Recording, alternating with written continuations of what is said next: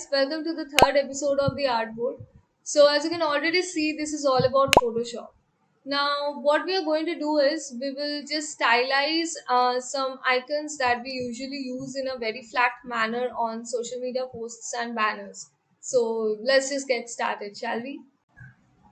Okay, yeah, so let's get going. I'll show you how quick the process really is. Okay, so first of all, I have my picture and all the icons that I want to use opened already. Then I'll just start with the Twitter icon and move it to my actual photo. Now, this is not how I visualize the photo. I want this bird to fly from the phone into, in the direction of the girl's face. So what I can do is I'll just flip the background, unlock it by double clicking, and then just keep the layer selected, Control T, right click and flip horizontal. If you already use Photoshop, I know this is like a very trivial thing. Don't tell me it's very trivial, I know it is. Okay, so just zoom in so that we can actually watch how we are editing our Twitter bird, and Control T so that I can make the icon smaller. This is too huge for my imagination. So I think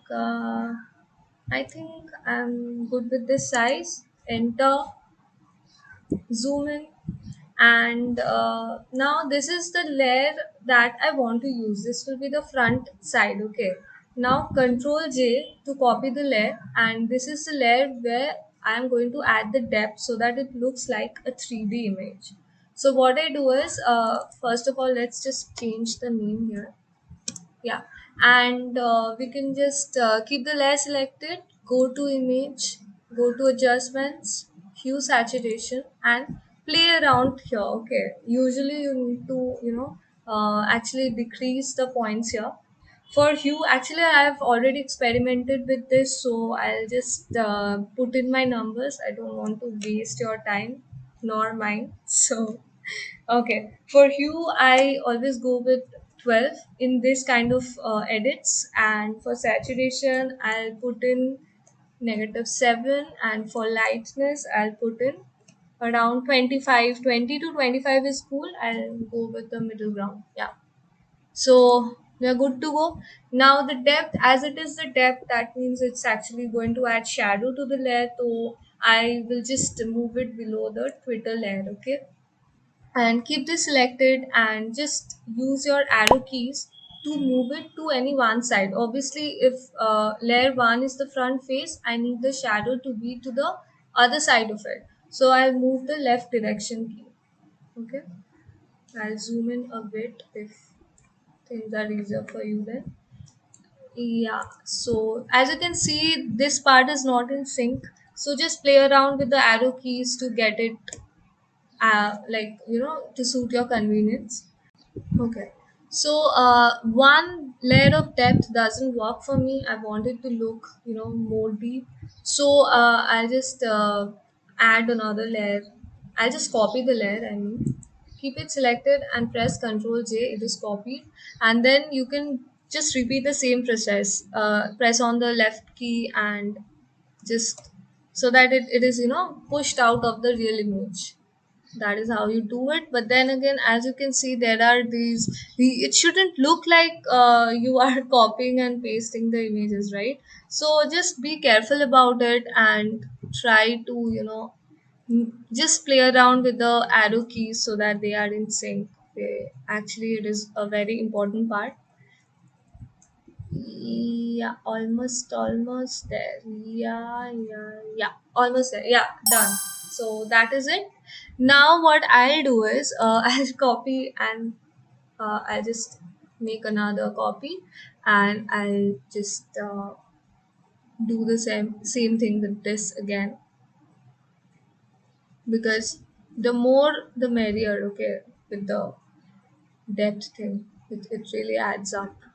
Yeah, so I think I'm done. So just merge the layers. You can right click and merge layers, or you can just control and press E, right? So this is merged, and now we'll add the shadow so that it looks like a real 3D thing. So just press select this layer, and create a clipping mask first, so that whatever shadow you put, it shouldn't move out of the selected layers. So you're clip masking this image to the depth layer, and from the effects panel select drop shadow. Yeah, we are here. Now I'll clearly see the difference. Okay.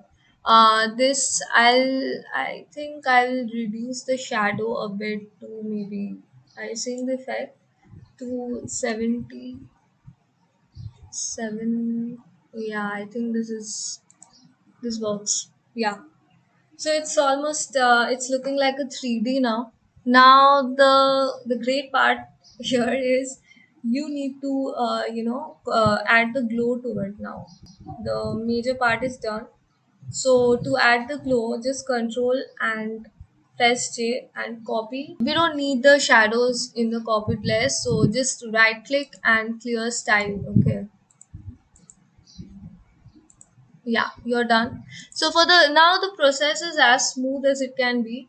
Click on this layer, click on the first copied layer and go to where is it, filter, go to Gaussian blur. Okay, I was using Gaussian blur, so it's already here. You have to go to blur and select Gaussian blur.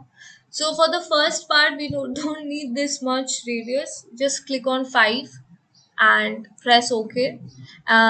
This doesn't look very glowy, so change the blending mode from here and make it screen. Just go to the other copied layer and repeat the same process, but this time the radius will be a bit more. Okay, okay, 1 second. Yeah, go to Gaussian blur. Now this time I want it to be 35. Okay, and now the blending mode I want it to be hard light. And for this layer, I'm just going to repeat the style that I did for layer 2. Go to filter and just click on the highlighted layer and it's done. Okay. And yeah, please change the blend mode to hard light again. And I think it's done. There we go. The highlighted bird image. So this is what we are going to do, and this is how we are going to work on the other icons as well. So you can just make a group, and if you want you can merge them, and you just I think you're good to go. Yeah.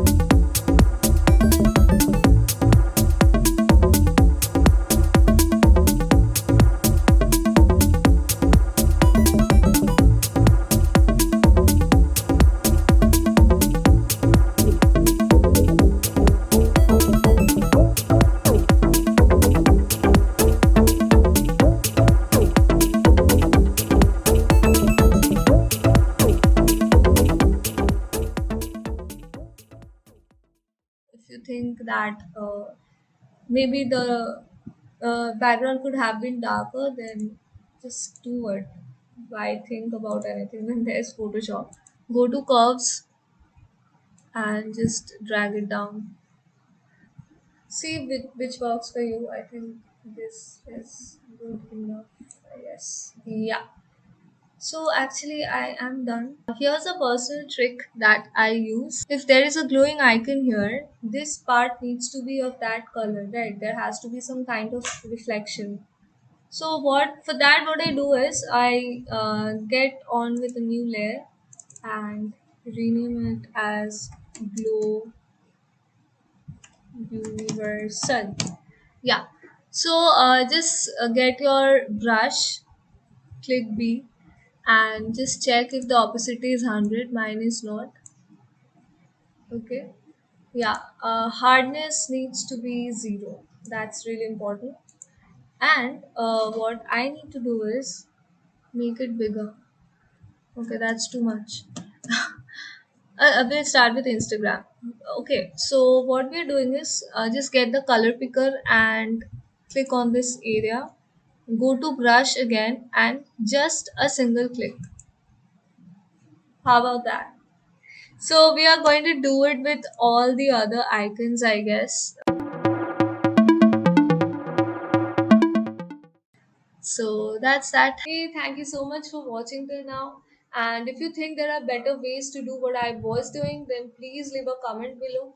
And also, if you think you do not belong here, then you can check out our other series on our timeline. Like there's one on MVP and one on tech.